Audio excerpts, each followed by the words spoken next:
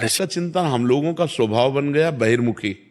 बहिर्मुखी मतलब बाहर, बाहर यश कीर्ति लाभ विजय, इससे हमको सुख मिलता है, अंदर से कोई मतलब नहीं रखता कोई, कोई विरला ही अंदर से। अब क्या होता है, भगवान जब कृपा करते हैं तो संत समागम देते हैं, फिर दूसरी जब कृपा होती तो विपरीतता देते हैं, और फिर अंदर से एक रास्ता देते हैं, ये मेरा रास्ता है, ये परम शांति का रास्ता है, ये शांति का रास्ता नहीं। भगवान वो रास्ता देते और जीव को अपने पास बुला लेते हैं। बिना प्रतिकूलता के संसार का राग नष्ट नहीं होता। किसी को भी वैराग्य होता है तो संसार की प्रतिकूलता देखकर वैराग्य होता है। सब कुछ हमारे अनुकूल है तो हम आनंदित होकर उसका भोग करते हैं। जब हमारे ऊपर प्रतिकूलता आती है तब ठेस पहुंचती है कि इतना झूठा संसार, तो अंदर से भगवान रास्ता देते हैं, ये सही है। भगवान बिना प्रतिकूलता के इस संसार को छुड़ाने का कोई भी औषधि नहीं रखी। आज तक जितने बड़े महापुरुष हुए हैं, जिनका जीवन बदला है, उनको प्रतिकूलता का दर्शन करके बदला है। तो कभी प्रतिकूलता आए तो उस समय आनंदित हो कि मेरे ऊपर अब भगवान की कृपा हो रही है, कि मुझे सतमार्ग में चलने की प्रेरणा मिल रही है। अगर सतमार्ग छूटा हो, ये सब तो एक सेकंड के लिए आप विचार कीजिए। अब अपना सुधार कर लो, अपने जीवन को सत्य में ले आओ, तो अगला जो होगा वो बहुत जोर का होगा। चाहे जन्म हो तो श्रीवान कुलवान धनवान वैभव संपन्न ऐसे, और भक्ति की अनुकूलता, भक्ति की अनुकूलता, खास बात श्रीवान धनवान कुलवान नहीं, खास बात भक्ति की अनुकूलता। अगर इस जन्म में भगवत प्राप्ति नहीं हुई तो भगवान श्री कृष्ण ने गीता में कहा है कि मेरे भक्त का नाश नहीं होता, मैं कुलवान धनवान श्रीवानों के कुल में जन्म देता हूं और फिर पुनः भक्ति का माहौल देता हूं, और पूर्व का जो भजन छूटा हुआ हो वहीं से उसको। अब बिल्कुल ऐसे ही रहो जैसे रह रहे हो, बिल्कुल संसारिक बन करके रहो, लेकिन अंदर का चिंतन आपका बदल जाए।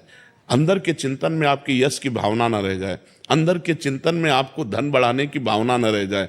अंदर का चिंतन हो जाए, प्रभु बहुत जन्म व्यतीत हो गए, अब एक बार आपसे मिलना चाहती हूँ, एक बार आपसे मिलना चाहते हैं प्रभु, मुझे आप चाहिए, अब संसार नहीं, तो बात बन जाएगी, तो बात बन जाएगी। तो इसलिए आनंद पूर्वक भगवान का नाम जप करो, बिल्कुल चिंता मत करो। बाबा, क्या नाम जप से हो जाएगा पूरा? ये हम अपने जीवन का अनुभव बताते हैं। सांख्य योग और अष्टांग योग और कर्म योग और भक्ति योग, चारों योगों में प्रवेश रहा है। पहले हम सन्यासी रहे हैं 20 वर्ष, 20 वर्ष सन्यासी रहे काशी विश्वनाथ जी।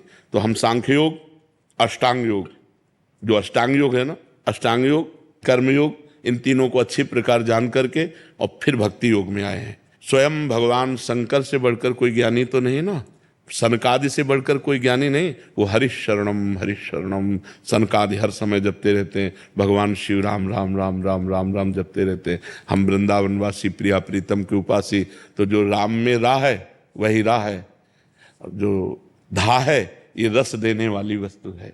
तो हम राधा राधा राधा राधा, मतलब आप ये समझो कि हमारी इतनी तार्किक बुद्धि रही, हमारी श्रद्धालु बुद्धि नहीं रही। सन्यासी की जो बुद्धि होती है वो तर्क प्रधान होती, कसौटी पर कसने पर। तो हम केवल भावुकता में राधा राधा का प्रचार नहीं कह रहे कि हमने सुना और ऐसे ग्रंथों में पढ़ा हो, ऐसे कह रहे, स्वयं स्वाद लेके कह रहे और विश्वास के साथ कह रहे कि यदि आप राधा राधा जपते हो तो इसी जन्म में भगवत प्राप्ति हो जाएगी, इसी जन्म में। जैसे किसी से कहा जाए कि तुम सत्य बोलो, मंदिर में चढ़ के बोलो, तो हम मंदिर में नहीं, हम वृंदावन में बैठे हैं। करोड़ों मंदिर इसकी समानता नहीं कर सकते, भगवान का परम धाम है। अगर राधा राधा नाम चल रहा है तो इसी जन्म में भगवत प्राप्ति हो जाएगी। हमारी आखिरी श्वास यदि राधा, तो मुझे श्री जी की प्राप्ति, भगवान की प्राप्ति हो जाएगी, इसमें कोई संशय नहीं। और किसी साधनों की कोई आवश्यकता नहीं, आप केवल अंदर ही अंदर चलाइए और लिखिए। देखो, हम जो कह रहे हैं उसको समझो। बहुत अधिक नाम जपने की हमें चेष्टा नहीं करनी, कम संख्या हो लेकिन मन लगा करके हो। जैसे हम, अब देखो, आप लिखो राधा, अपने दिमाग में लिखो, खुले नेत्र लिखो या बाहर बाहर देखो, दिखाई दे रहा है राधा लिखा हुआ, वही कान में सुनो राधा, वही अंदर उठाओ राधा, ये तीनों का एकाकार हो जाए तो ये करोड़ों नाम जप के बराबर है। देखो, जैसे हम बोला राधा, ऐसे हम 1000 राधा नाम बोले तो हम बोला राधा, ये उपांशु है, इसे उपांशु कहते हैं। राधा, राधा राधा राधा 1000 बार, ये उपांशु हुआ। अब ये ऐसे उपांशु हम 10,000 बार जप करें, अंदर देखते हुए बोले राधा, उपांशु 10,000 बार नाम जप करने का फल एक बार मानसिक में है। इतना बड़ा फल है ये। ऐसे राधा राधा राधा चल रहा है, नेत्रों से हम उसे देख रहे हैं, कानों से उसे सुन रहे हैं। आप देखना कि अगर मन भगेगा तो आप लिख नहीं पाओगे राधा नाम, अगर लिख रहे हो तो मन भगेगा नहीं। तो चाहे 10 बार लिखो, 100 बार लिखो, लेकिन एक अभ्यास बनाओ ऐसा कि कुछ समय शांति से स्नान आदि करके बैठ गए और राधा राधा लिख रहे हैं, उसी का चिंतन कर रहे हैं। इसे अपना जीवन बना लो, फिर आप पर